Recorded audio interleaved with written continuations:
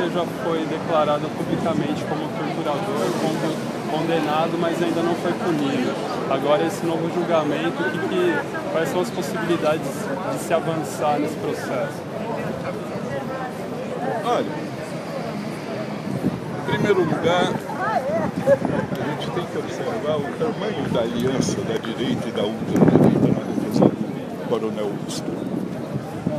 Nós temos um ex-presidente, várias figuras de proa desta república tentando defender. Agora aí é preciso a gente entender por que eles temem tanto a abertura dos arquivos e o julgamento do coronel, ou de qualquer um dos responsáveis pelas torturas.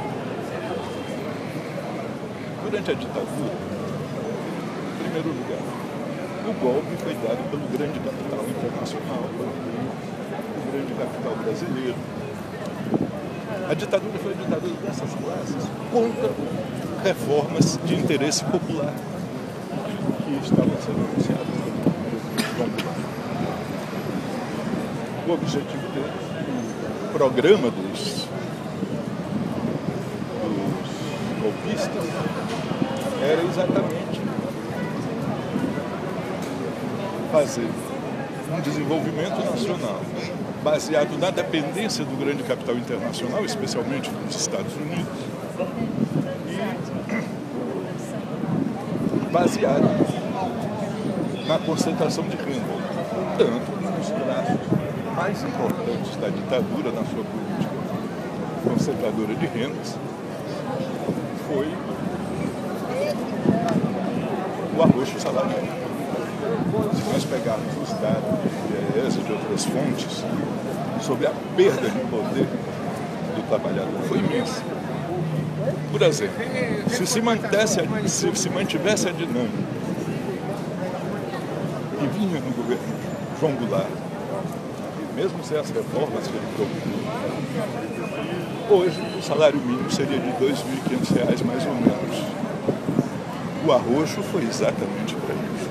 Ou seja, é por isso que a gente está pensando em ditadura militar. A ditadura civil e militar do grande capital, apoiado pelo braço armado das Forças Armadas. Então hoje eles temem. Por quê? Porque o grande capital financiou também os centros de tortura. Não foi só com dinheiro público nosso. Não foi só nas dependências das Forças Armadas, nas dependências da polícia. Casas foram alugadas, sítios foram comprados com dinheiro do capital. A gente conhece muito o caso do Boyce, do Henning Albert Boyce. Por isso é o fato mais conhecido, porque duas organizações justiçaram durante a ditadura, que foi a Ação Libertadora Nacional, a ALN, e o Movimento Revolucionário Tiradentes, MRT. E ficou mais conhecido ainda com o filme. No entanto, a Casa de Petrópolis, conhecida como a Casa da Porta de Petrópolis, o cavalheiro, que era dono da casa, que cedeu ela para esses, ele não só fez isso, ele, como Boyce, ele ia torturar. Ele participava das sessões de tortura. Participou de sessões de tortura contra Inês Etienne. E quando, várias vezes que ela foi violentada sexualmente, ele olhava para ela e perguntou: "Você quer chocolates?"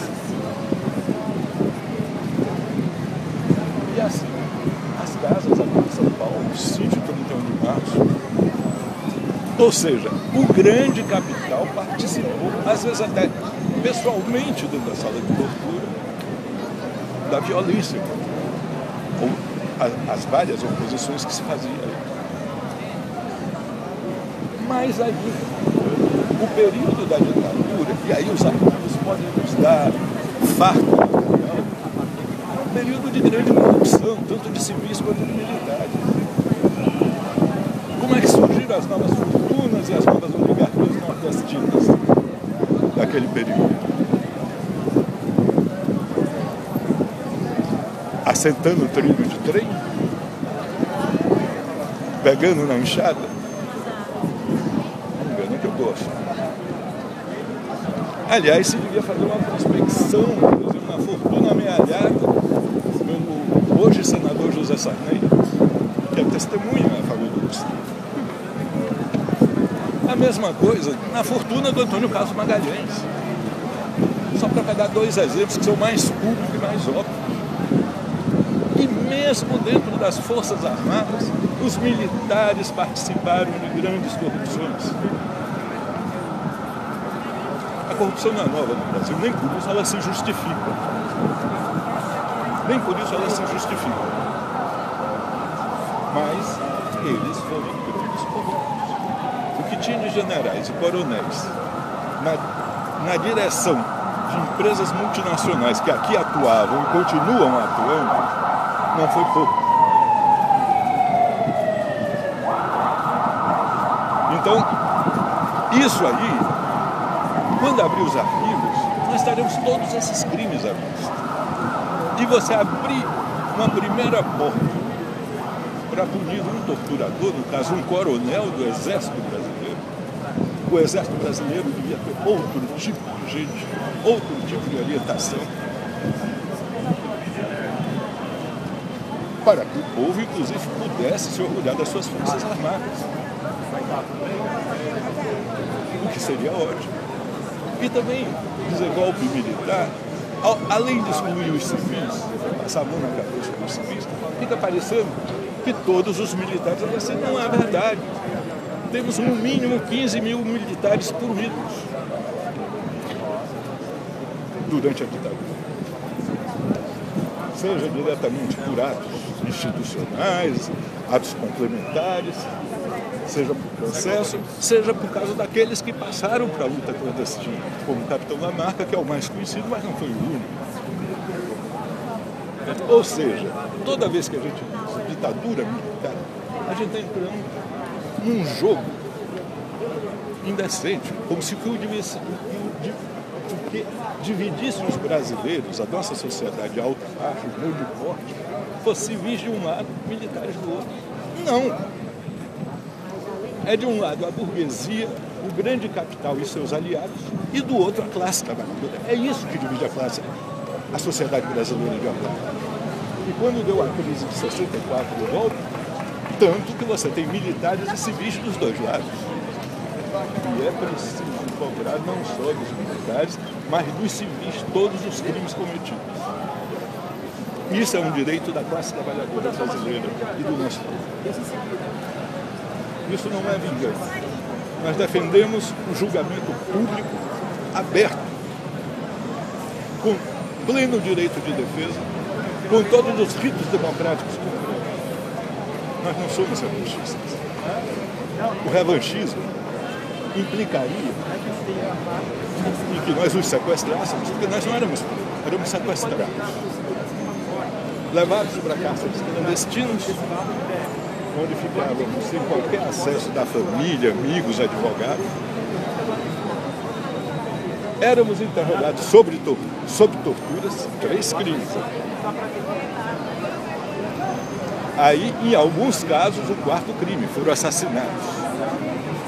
São cerca de 500 companheiros assassinados. E desses 500 companheiros nossos assassinados, cerca de 150 tiveram seus cadáveres ocultados, que é o 5º crime numa ação só. Ocultação de cadáver é crime. E muitos estão desaparecidos até hoje. Isso é prioritário no Brasil, esclarecer esses desaparecimentos. As famílias não tiveram o direito mínimo que qualquer sociedade tem de se despedir, velar e enterrar seus mortos em covardia. Esses crimes aconteceram há 30, 40 anos atrás, mais ou menos. E desde esse tempo os familiares vêm procurando os seus parentes que desapareceram, que foram assassinados. Muitos já começam a morrer sem ter velado o seu parente, sem ter se despedido, sem ter garantido um enterro digno. E até onde vai? É exatamente essa impunidade do passado, no período da ditadura, para pegar o passado mais recente, porque isso vem de antes, que permite o cinismo do presente. Agora foram 18 anos. 18 anos da chacina da Candelária. Este ano, em maio, foram 5 anos do massacre chamado a chacina de maio, os crimes de maio. 600 pessoas em menos de uma semana foram assassinadas e continuam impunes. O processo foi arquivado. Agora, se nós continuamos com essa naturalização da violência institucionalizada, porque foram agentes do Estado que cometeram esses 600 crimes, e os da Candelária também, os de Acari também, todos nós, eram PMs, são funcionários do Estado. Que mundo nós vamos construir para depois?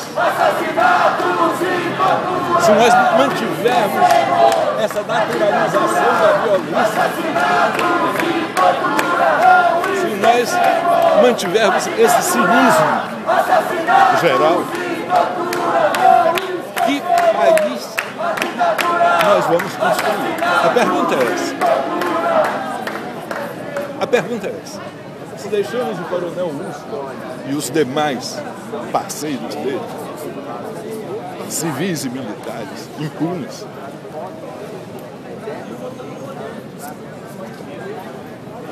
o que nós estamos fazendo com os crimes de maio, com a Candelária, com a Acari, com os assassinatos de Eldorado e do Carajás, dos camponeses pobres?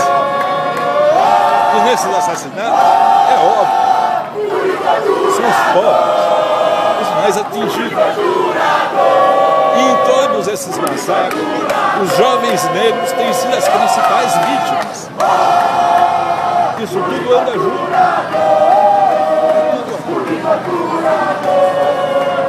E aí eu me lembro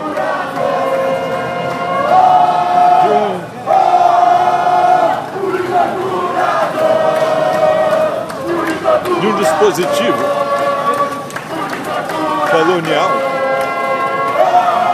que dizia: todo senhor que matasse um escravo, em qualquer circunstância, o fará em legítima defesa. Isso é revertido já no fim do século XIX por um dos maiores brasileiros que eu conheço,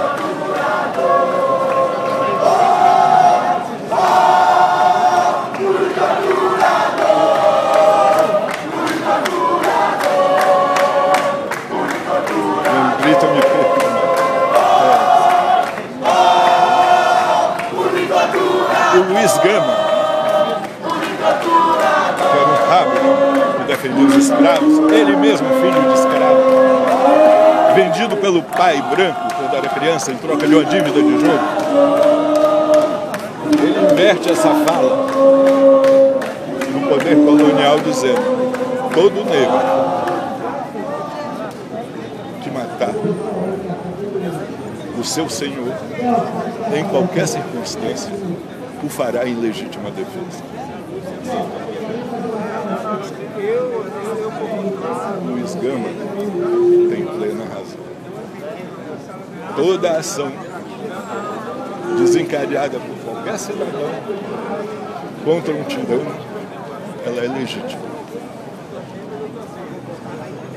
Ela é legítima. E, portanto, todas as nossas ações e atividades, não só na resistência à ditadura, mas na busca de uma sociedade socialista, que eu fui, sou e continuarei comunista. É bom que fique claro.